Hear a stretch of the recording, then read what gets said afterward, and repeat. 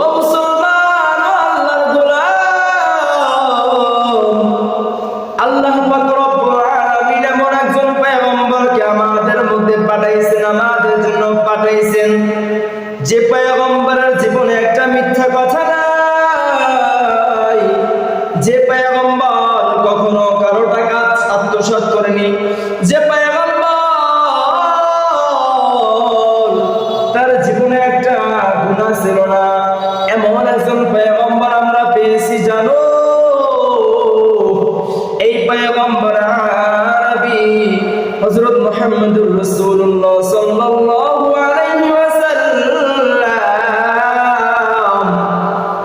এই পয়গম্বর এমন একজন পয়গম্বর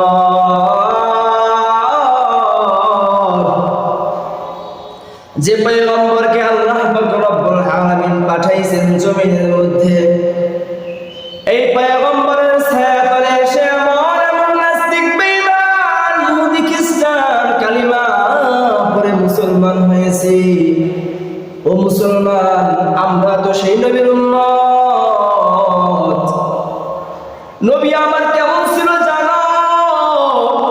আল্লাহর হাবিব, আল্লাহর পয়গম্বর, আল্লাহর দোস্ত যখন আরবের দিকে দৃষ্টি দিলেন, তখন তিনি লক্ষ্য করলেন আরবের মধ্যে ইসলামের প্রচার করতে হবে।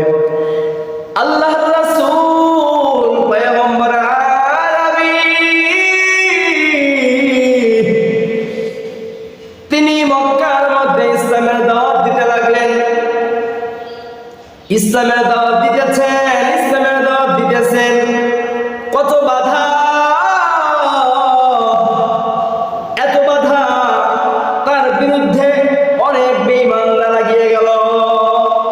মুহাম্মদকে ইসলামের প্রচার মক্কার মধ্যে হতে দিবে না।